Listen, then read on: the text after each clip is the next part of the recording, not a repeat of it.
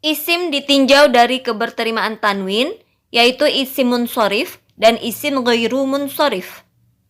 Hukum asalnya semua isim adalah bertanwin, sampai ada sebab lain yang menjadikan tanwinnya hilang, seperti kemasukan alif dan lam, atau menjadi idofah atau sandaran. Isim yang dilekati alif dan lam, maka tanwinnya wajib dihilangkan. Contohnya, kitabun, buku.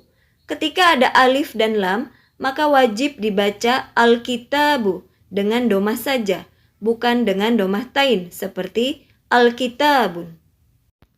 Sebaliknya, kata kitabun ketika berdiri sendiri tanpa alif dan lam, maka wajib dibaca tanwin dan tidak boleh hanya domah saja seperti kitabu.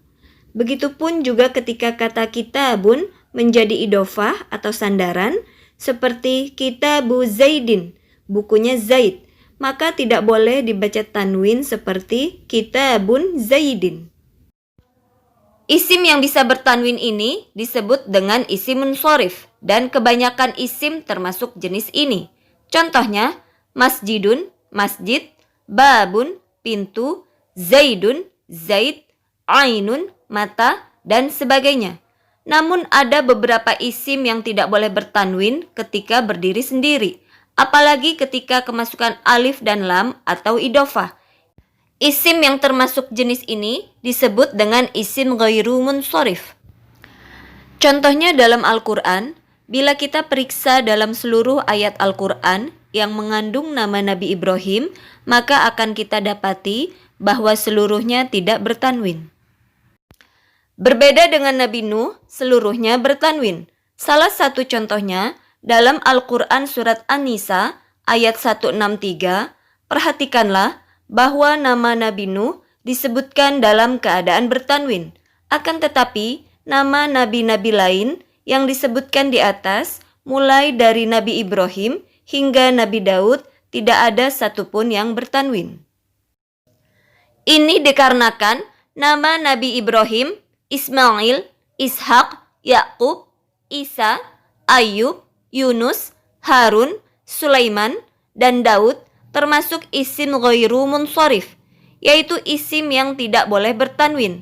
Selain tidak bertanwin, isim ghairu munsorif juga tidak menerima harokat kasroh. Oleh karena itu, kata Ibrahim pada ayat di atas tidak dibaca kasroh, sekalipun didahului oleh huruf jar. Lalu apa saja isim yang tidak boleh bertanwin? Berikut ini kami berikan beberapa kelompok isim yang tidak boleh bertanwin. 1. Seluruh nama wanita.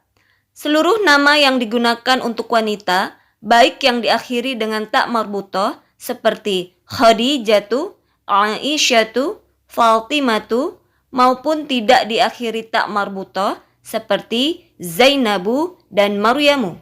Khusus untuk nama wanita yang tersusun dari 3 huruf dan huruf di tengahnya berharokat sukun, maka boleh dibaca tanwin seperti Hindun. 2. Seluruh nama laki-laki yang diakhiri tak marbutoh. Semua nama yang digunakan untuk laki-laki dan diakhiri dengan tak marbutoh seperti Maisaroh, Usamatu, Muawiyatu. 3. Seluruh nama yang berasal dari non-Arab yang hurufnya lebih dari 3 huruf. Nama-nama yang berasal bukan dari bahasa Arab yang tersusun lebih dari 3 huruf, seperti nama-nama nabi pada contoh di surat An-Nisa ayat 163 di atas, khusus untuk nama yang tidak berasal dari bahasa Arab yang tersusun dari 3 huruf, termasuk isim munsorif, seperti Nuhun dan Lutun. 4. Seluruh nama yang berakhiran alif dan nun. Semua nama yang diakhiri alif dan nun seperti Marwanu, Sulaimanu, Utsmanu, dan Adnanu. 5. Seluruh nama yang mengikuti wazan fi'il. Semua nama yang mengikuti wazan fi'il seperti Yazidu dan Ahmadu. 6. Seluruh nama yang mengikuti wazan fu'alu.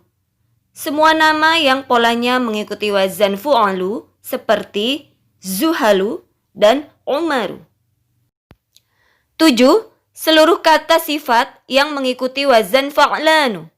Semua kata dalam bahasa Arab yang polanya mengikuti wazan fa'lanu seperti afshanu, haus, ghubbanu, marah, dan jau'anu, lapar. 8. Seluruh kata yang mengikuti wazan af'alu. Semua kata yang polanya mengikuti wazan af'alu seperti nama-nama warna dan isim tafdil. Contohnya, ahmaru, merah, akhdaru, hijau, aswadu, hitam, azraqu, biru, asfaru, kuning, abyadu, putih, akbaru, paling besar, afdalu, paling utama, ahsanu, paling baik, ab'adu, paling jauh. 9. Seluruh kata yang mengikuti pola sighat muntahal jumu'. Sighat muntahal jumu' adalah salah satu bentuk jamak dengan pola-pola khas seperti afa'ilu, fawa'ilu, mafa'ilu, dan sebagainya. Contohnya, anasyidu, lagu-lagu, qawa'idu, kaidah-kaidah, rasailu, risalah-risalah, dan madarisu, sekolah-sekolah. 10. Semua kata yang diakhiri alif ta'nis maksurah dan mamdudah. Alif ta'nis adalah alif yang menjadi ciri mu'annas dari suatu kata. Misalkan, akhdaru adalah bentuk muzakkar. Bentuk mu'annasnya adalah dengan diubah ke pola alif ta'nis mamdudah menjadi khadra'u. Semua kata yang diakhiri alif ta'nis, baik yang maksurah maupun mamdudah, termasuk isim ghairu munsharif. Contoh kata yang diakhiri alif ta'nis maksurah, zikra, peringatan, salma, nama wanita, jau'a, lapar, atsya, haus. Contoh kata yang diakhiri alif ta'nis mamdudah, khadra'u, hijau, hamra'u, merah, baydha'u, putih, sauda'u, hitam, zarqa'u, biru, safra'u, kuning, asdiqa'u, teman-teman, syu'ara'u, para penyair. Hukum asalnya isim ghairu munsharif itu majrurnya dengan fathah. Namun, ada dua keadaan yang menjadikan isim ghairu munsharif boleh berharokat kasroh ketika majrur. 1. Dilekati al atau alif lam. Isim ghairu munsharif khususnya yang bukan ma'rifat dari asalnya atau nama, ketika dilekati al atau alif lam, ia majrur dengan kasroh. Contohnya, pada Al-Quran surat Al-Baqarah ayat 187, pada kata fil masajidi. 2. Menjadi mudhof. Bila isim ghairu munsharif menjadi mudhof, bukan mudhof ilaih, ia juga majrur dengan kasroh. Contohnya, pada Al-Quran surat At-Tin ayat 4, pada kata fi ahsani taqwim.